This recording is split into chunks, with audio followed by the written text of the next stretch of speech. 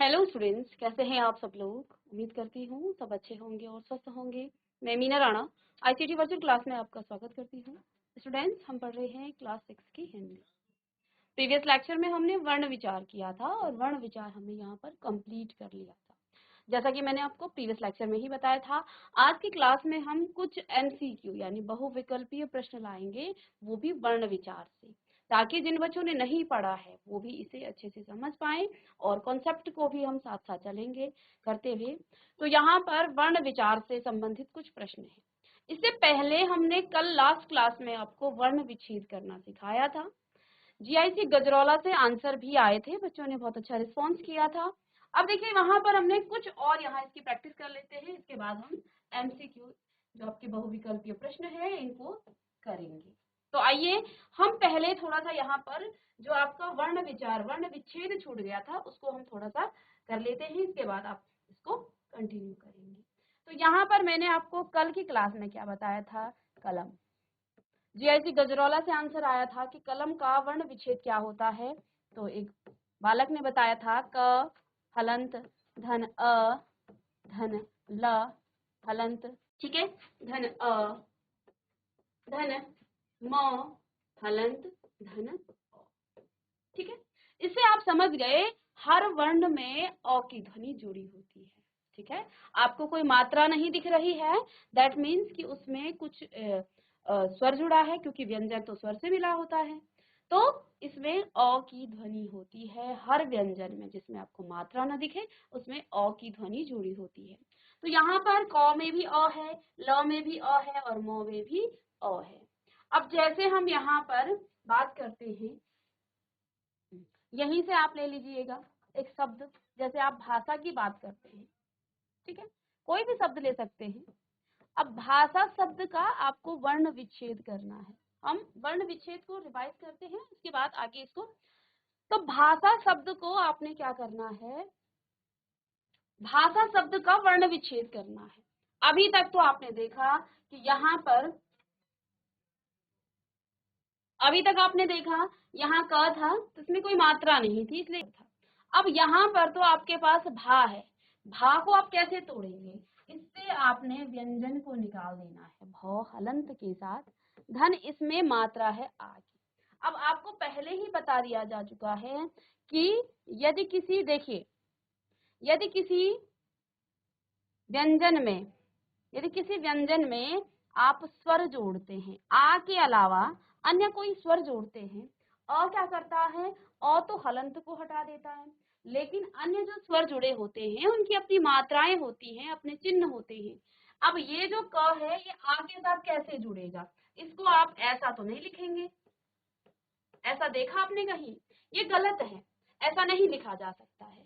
हम इसको कैसे लिखते हैं, यहाँ हम क्या करते हैं, आ की मात्रा जोड़ते हैं, और आपकी मात्रा कैसी होती है, आ की मात्रा आपने देखी इस प्रकार से, तो इसको आप क्या लिखेंगे, का। अर्थात जब आप भ को तोड़ेंगे, भ का वर्ण विच्छेद करेंगे, तो भ में आ की मात्रा जुड़ी हुई है, और जब इसे आप तोड़ेंगे तो पुनः वो पूर्व अवस्था में आ जाएगा, पुनः वो पूर्व अवस्था। तो यहाँ पर आ की मात्रा नहीं जुड़ेगी, अब आ को आप लिखेंगे।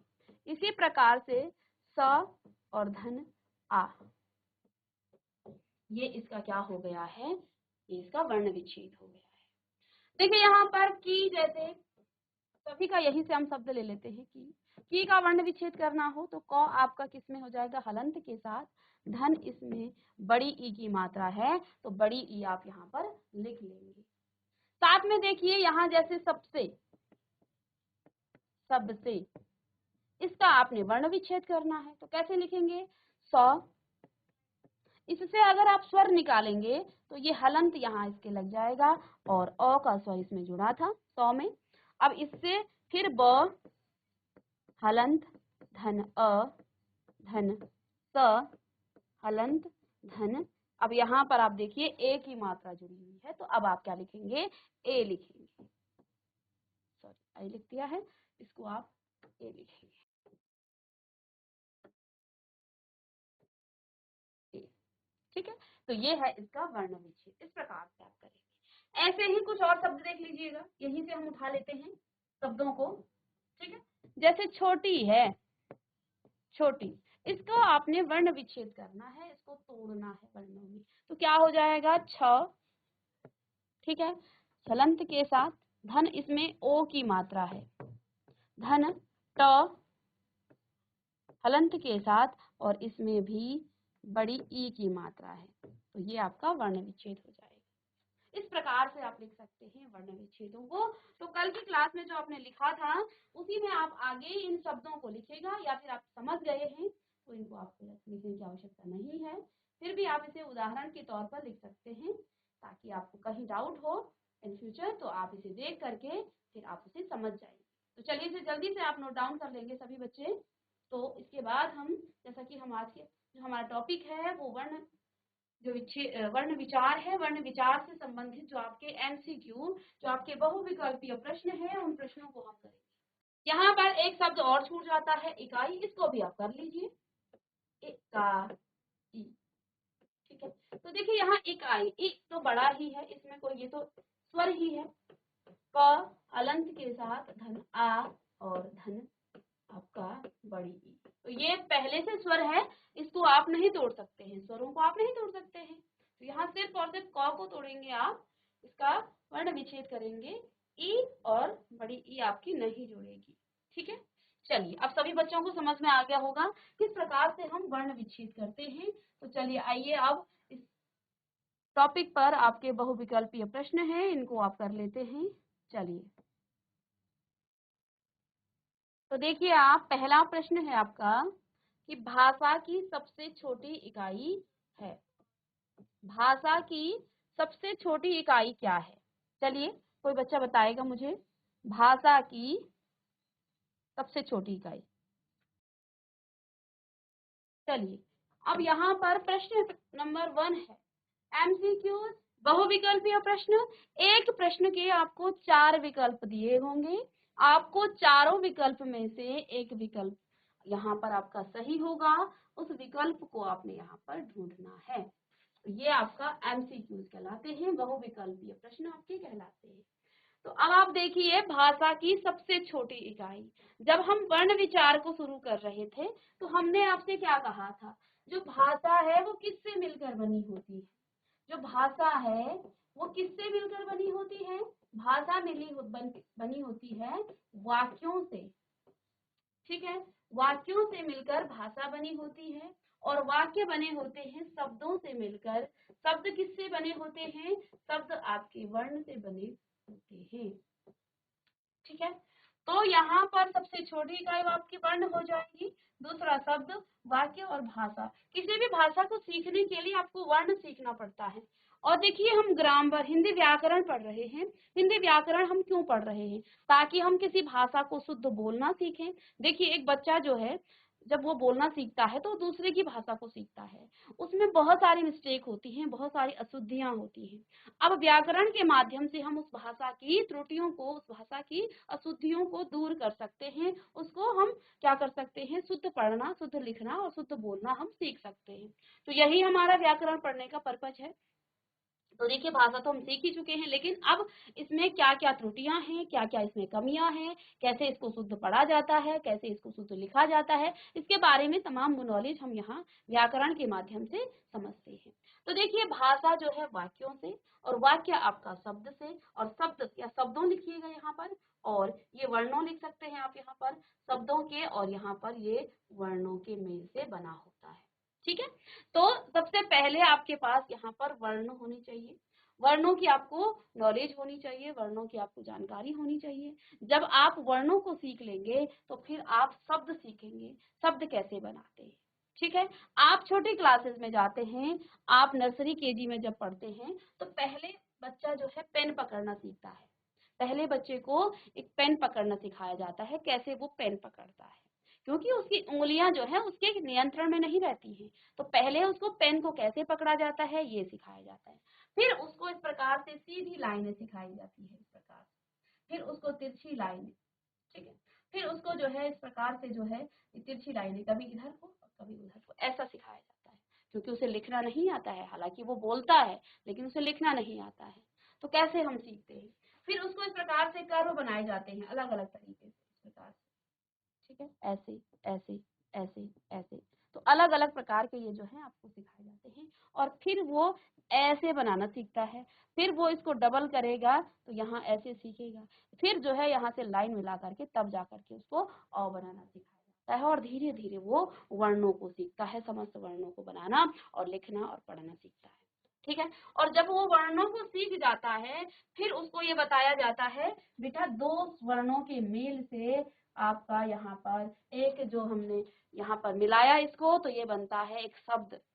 फिर उसको धीरे धीरे 2 अक्षर वाले, 3 अक्षर वाले, 4 अक्षर वाले और इस प्रकार से जो है मात्राओं वाले शब्द, तो तब जाकर के वो शब्दों को सीखता है। फिर शब्दों को सीखने के बाद वो वाक्यों को सीखता है और जब वो वाक्यों को सीख लेता है तो वो एक प्रॉपर भाषा को सीख लेता है। तो यही हमारा पर्पज है। हम पहले वर्णों को पढ़ेंगे बहुत अच्छे से, फिर यहाँ पर हम शब्दों को पढ़ेंगे, फिर हम वाक्यों को पढ़ेंगे और फिर हम सीख पाएंगे एक भाषा जो आपकी हिंदी भाषा है। प्रश्न था यहाँ पर, देखिए जिन बच्चों ने नहीं पढ़ा है उनके लिए एक रिवीजन क्लास ही हो सकती है। हर जो है आपका जो क्वेश्चन है, हर जो प्रश्न है, हर प्रश्न में आपको वो कॉन्सेप्ट बताया जाएगा पीछे से, ताकि आपको ये रिवीजन भी हो जाए और जिन्होंने नहीं पढ़ा है उनके लिए ये फिर जो है एक अच्छी क्लास भी हो सकती है। तो देखिए यहाँ पर वर्ण जो है भाषा की सबसे छोटी इकाई है।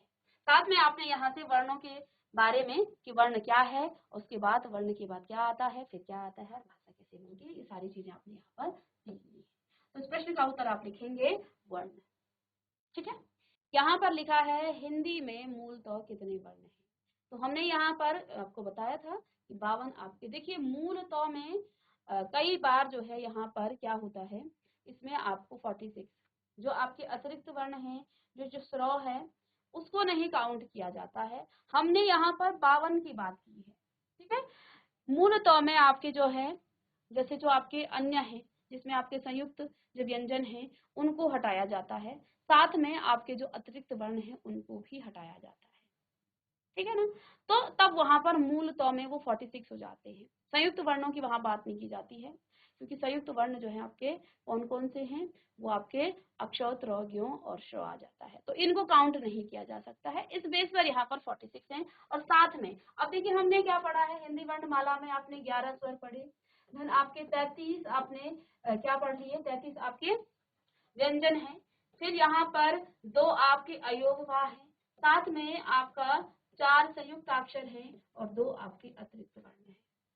आई बात समझ में, 2 आपके अतिरिक्त यहाँ पर वर्ण होते हैं। ठीक है। अब यहाँ पर जो 4 संयुक्त अक्षर हैं और संयुक्त व्यंजन है, साथ में 2 आपके अतिरिक्त वर्ण है, इनको मूलतः में काउंट नहीं किया जाता है, तो इसलिए यहाँ पर 46, तो 6 वर्णों को आप हटा देंगे तो 52 टोटल तो आपके पास हमने 52 पढ़े हैं। ठीक है ना। तो यहाँ पर इसलिए 46 आंसर दिया गया है, क्योंकि यहाँ संयुक्त व्यंजन जो है और जो अतिरिक्त वर्ण है उनको काउंट नहीं किया जाता है। ठीक है ना। तो इसलिए यहाँ पर हिंदी में आपके मूलतः 46 हो जाएंगे। बाकी हमने 52 वर्णों की बात की है, जिसमें आपके 11 स्वर हैं, 33 आपके व्यंजन हैं, 2 आपके अयोगवा हैं। ठीक है। तो यहाँ पर इन्हीं की बात की गई है, 4 संयुक्त व्यंजन और 2 आपके अतिरिक्त वर्णों की बात यहाँ पर नहीं की गई है। ठीक है। चलिए इसको आप नोट डाउन कर सकते हैं, यहाँ इस पेज पर आपके 46 हो जाएंगे। तो यहाँ पर किस हिसाब से हमने कहा संयुक्त व्यंजन, तो या 11, ये आपके 33 और 2, 3 और 2 5 और 1 6, 3 और 1 4, यहाँ पर ये हो जाएगा 46। ठीक है। इसलिए हिंदी में आपके जो मूल वर्ण है ये आपके 46 इसको कहा गया है। चलिए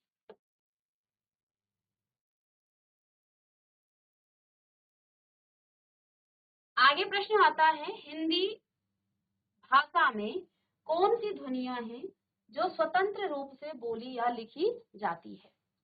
हिंदी भाषा में कौन सी वो ध्वनि है जिसको आप स्वतंत्र रूप से बोल भी सकते हैं और साथ में लिख भी सकते हैं।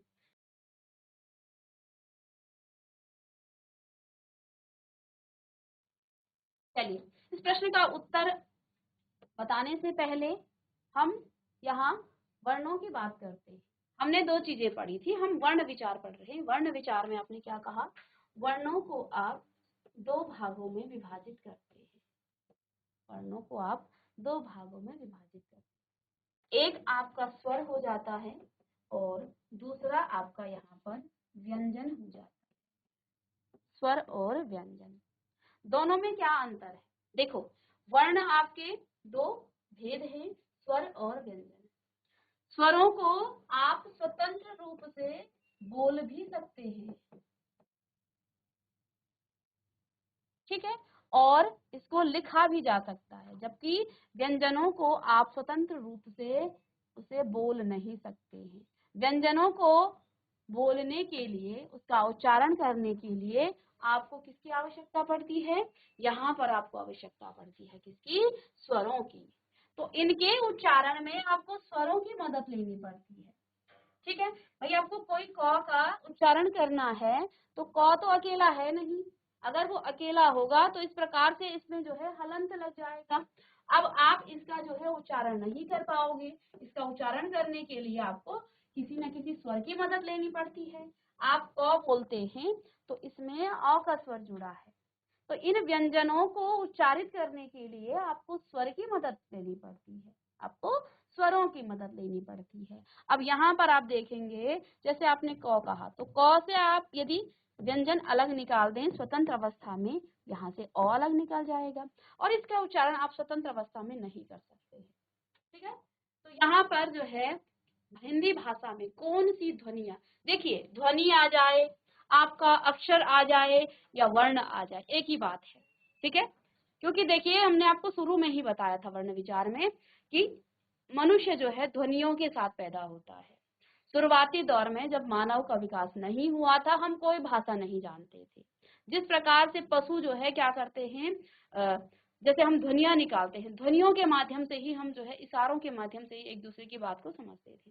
लेकिन धीरे धीरे मनुष्य का विकास हुआ, ठीक है, और वो जो है धीरे धीरे अपनी भाषा को उसने विकसित किया, यानी कि उन वर्णों को, उन ध्वनियों को उसने जो है क्या किया, चिन्ह पकड़े, उन चिन्हों को लिखना जाना, और धीरे धीरे जो है वो चिन्ह क्या हो गए, विकसित हो गए, और आज हमारे सामने जो है जो ध्वनि है, जो वर्ण है, जो हम पढ़ते हैं, वो एक विकसित भाषा हो गई है, ठीक है। तो हम जो है शुरुआती दौर में सिर्फ ध्वनियों का ही प्रयोग करते थे, ठीक है, हु हा करके ही चलता था, क्योंकि ध्वनियां ही करते थे लोग। आदि मानव जो थे उनके पास कोई भाषा थोड़ी ना थी, वो जो है पशु के समान जीवन जीता था, वो जंगलों में रहता था, गुफाओं में रहता था, और जिस प्रकार से ना तो उसके पास कोई कपड़ा था, ना ही उसके पास कोई मकान थी, ना कोई वो खेती करता था, जिस प्रकार से एक पशु रहते हैं जंगलों में, गुफाओं में, और जो है रहते हैं, ऐसे ही आदि मानव भी था, हमारे जो पूर्वज हैं वो ऐसे ही थे। लेकिन धीरे धीरे धीरे जो है मनुष्य का विकास हुआ, उसने पहले आग का, फिर धीरे धीरे पहिए का, धीरे धीरे उसने कृषि करना सीखा, और आज जो है वो विकसित है, ठीक है। तो ये जो भाषा है इसका भी ऐसे ही विकास हुआ, धीरे धीरे पहले जो है ध्वनियों को पकड़ा गया, पहले ध्वनियों को लिखा गया, उन चिन्हों को लिखा गया, धीरे धीरे उसका भी यहाँ पर विकास हुआ, जिस प्रकार से मानव का विकास हुआ है, ठीक है। तो भाषा भी आपकी जो है ऐसे ही नहीं मिली है, उसका भी जो है विकास हुआ है, ध्वनियों को हमने पकड़ा, उनको हमने लिखना सीखा, उसको हमने बोलना सीखा, ठीक है। तो यहाँ पर हम बात कर रहे हैं वर्ण की। वर्ण के दो यहाँ पर भेद हैं, पहला है स्वर, दूसरा है व्यंजन। तो स्वरों को आप स्वतंत्र रूप से बोल सकते हैं और लिख सकते हैं, जबकि व्यंजनों को बोलने के लिए, उच्चारण करने के लिए आपको स्वरों की मदद लेनी पड़ती है, अर्थात यहाँ पर आपका ऑप्शन हो जाएगा ए, इसका सही होता। चलिए इसको आप लिख लेंगे।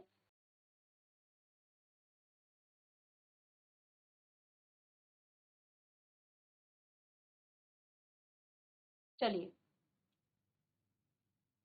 यहाँ पर देखिए, संयुक्त को छोड़कर हिंदी में मूलतः वर्णों की संख्या है। देखिए हम संयुक्त को यदि छोड़ दें तो हिंदी में मूल वर्णों की यहाँ पर क्या संख्या हो, तो यहाँ मूल वर्णों की बात की गई है। तो आपका 46 आया था, वहां से आपने 4 संयुक्त व्यंजनों को छोड़ेंगे तो 44 यहाँ पर आपका आ जाएगा, ठीक है। अब यहाँ पर आपका प्रश्न आ जाता है, स्वर कहते हैं, स्वर किसे कहते हैं? जिनका उच्चारण लघु और गुरु में होता है, जिनका उच्चारण बिना अवरोध अथवा विघ्न बाधा के होता है, या जिनका उच्चारण स्वरों की सहायता से होता है, उन्हीं को स्वर कहेंगे। या फिर साथ में यहाँ जिनका उच्चारण नाक और मुख से होता है, तो स्वर किसे कहेंगे? क्या इसका उत्तर होगा? स्वर को आपने इससे पहले वाली जो क्वेश्चन था, उसी में भी मैंने आपको बताया था जिनका उच्चारण आप बिना विघ्न बाधा अवरोध के आप करते हैं वे आपके स्वर है, ठीक है ना। तो इसके उच्चारण में आपको कोई अन्य जो है ध्वनि या अन्य किसी वर्ण की आपको आवश्यकता नहीं पड़ती है, इसलिए यहाँ पर बी इसका ऑप्शन है सही। देखिए ये हमने नहीं पढ़ा है और कुछ क्वेश्चन आपके सिलेबस से बाहर हैं तो उनको हम नहीं करेंगे। हिंदी में स्वरों के कितने प्रकार हैं? हिंदी में स्वरों के कितने प्रकार हैं? हिंदी वर्णमाला में हमने स्वरों और व्यंजनों के जो है प्रकार पढ़े थे, ठीक है। हमने यहाँ स्वरों के प्रकार पढ़े हैं। तो देखिए यहाँ पर स्वरों के प्रकार क्या क्या हैं। पहला है आपका ह्रस्व स्वर, ह्रस्व स्वर। दूसरा है आपका दीर्घ स्वर। तीसरा है आपका प्लुत स्वर, ठीक है।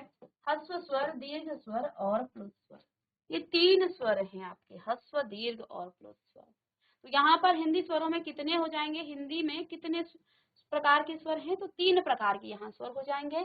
पहला आपका ह्रस्व हो गया, ठीक है। दूसरा आपका दीर्घ हो गया, तीसरा आपका प्लुत स्वर है। ह्रस्व में आपके 4 हैं, दीर्घ में आपके 7 हैं और प्लुत स्वर जिनका उच्चारण, अब देखिए ह्रस्व स्वर क्या होते हैं, जिनका उच्चारण जो है बहुत कम समय में होता है।